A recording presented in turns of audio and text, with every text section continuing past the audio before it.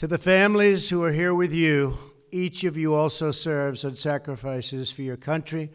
And so I want to thank all of the families, the great families, because you're being honored also. Thank you very much. Thank you. Great job.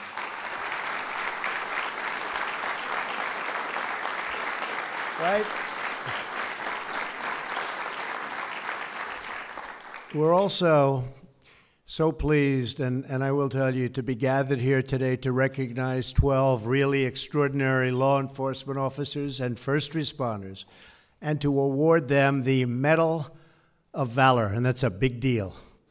As we come together to recognize these brave Americans, I know all of us here today and across the entire nation are grieving for the community of Parkland in the great state of Florida. We're working very hard to make sense of these events. On Saturday, I met with some of the survivors and their families, and I was moved, greatly moved by their strength, their resilience, and heartbroken for the families whose loved ones were so cruelly torn from them forever and ever. We cannot imagine the depths of their anguish, but we can pledge the strength of our resolve. And we must do more to protect our children. We have to do more to protect our children. This week I will be holding a number of discussions with students, local leaders, and law enforcement to develop concrete steps that we can take to secure our schools, safeguard our students, and protect our communities. School safety is a top priority for my administration. That is why, when governors from across the nation visit the White House next week, we will be discussing at great length what the federal and state governments can do to keep our students safe. This includes implementing common sense security measures and addressing mental health issues, including better coordination between federal and state law enforcement to take swift action when there are warning signs. In addition, after the deadly shooting in Las Vegas, I directed Attorney General to clarify whether certain bump stock devices, like the one used in Las Vegas, are illegal under current law. That process began in December, and just a few moments ago, I signed a memorandum directing the Attorney General to propose regulations to ban all devices that turn legal weapons into machine guns.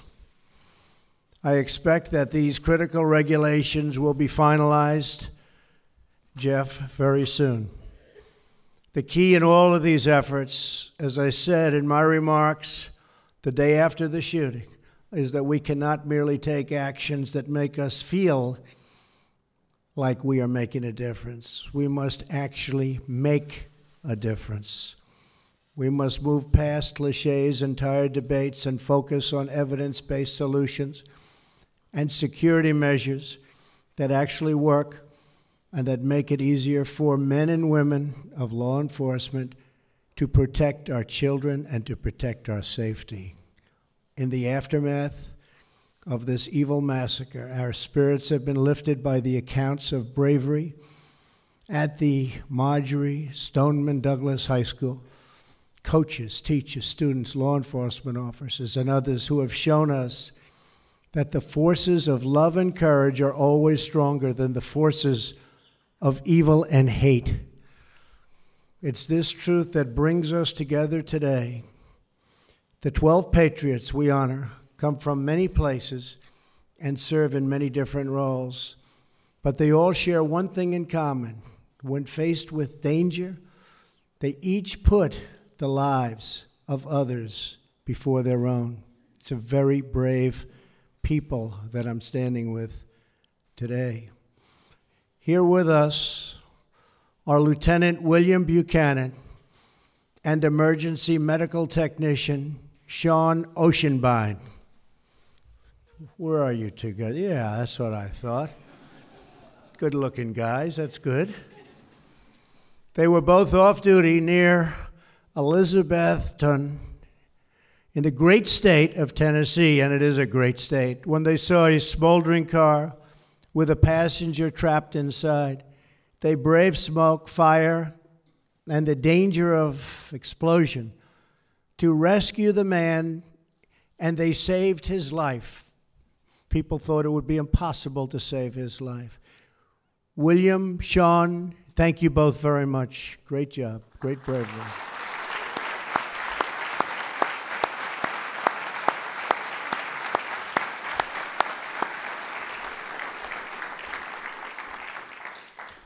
Fire engineer Stephen Gunn is also here. He was first on the scene of a dangerous fire started by an arsonist in Phoenix, Arizona. As flames engulfed the home, Engineer Gunn charged inside to save an unconscious man. Within seconds, Stephen's helmet began to melt and his skin began to burn. Not good. But he carried the man out before the house collapsed. And that's by seconds. Engineer Gunn, I understand you keep your melted helmet as a reminder of that day. Now you will have a symbol of our nation's gratitude to go alongside of that very charred helmet. Something much prettier than that helmet. Beautiful medal. Thank you very much. Great job. Thank you.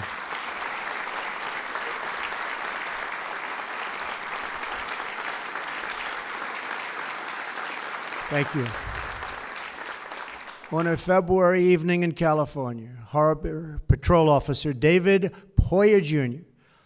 of Redondo Beach Fire Department was aboard a patrol boat with the captain when they received a call that people were drowning in the ocean. 4 people who had been fishing along the seawall were swept into the ocean by raging waves. It was a rough day.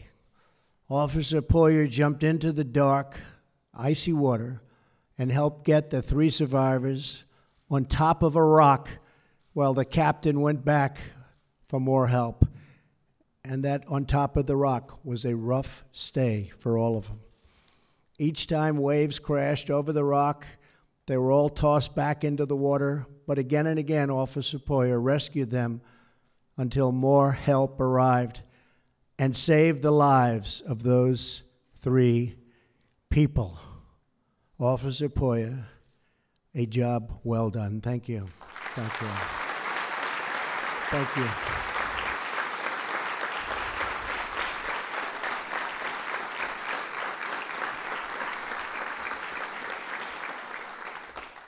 When a gunman began firing at the employees of Excel Industries in Heston, Kansas, Chief Douglas Schrader charged into the building without any backup whatsoever.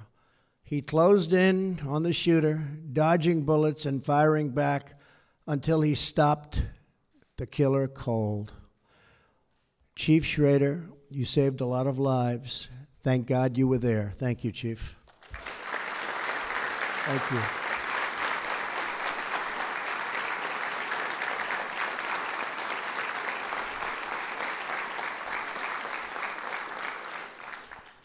Officer Andrew Hofsensberger, Jr. That's a very important junior, isn't it? Huh? I know you're very proud of your father. Was patrolling the parking lot of Antigo High School in Wisconsin during the school's junior prom when he heard a burst of gunfire. Within 19 seconds, he found the shooter and took him down just before he was about to kill 4 innocent students. Andrew, incredible job. Thank you very much. Thank you. Thank you.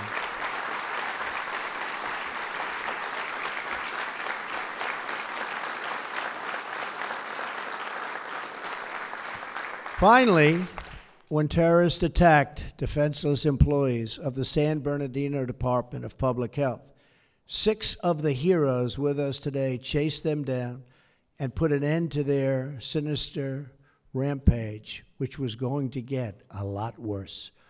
During the attack, officers Nicholas Cahoe was shot in the leg, but he continued to fight back despite a really horrific wound. Today, we are fortunate to honor him and the rest of that amazing team, Corporal Rafael Exco, Detective Bruce Southworth, Deputy Sean Wallen, Detective Brian Olvera, and Investigator Chad Johnson. Thank you all very much. That's great. Great.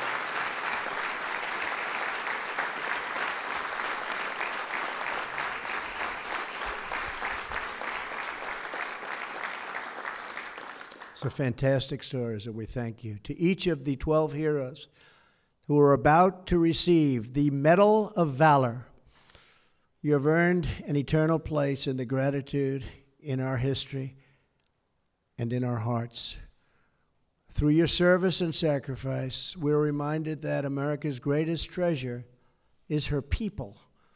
In your courage, we see America's strength, and in your character, we see America's soul. And today, one proud nation says to all of you, thank you, God bless you, and God forever bless these great heroes.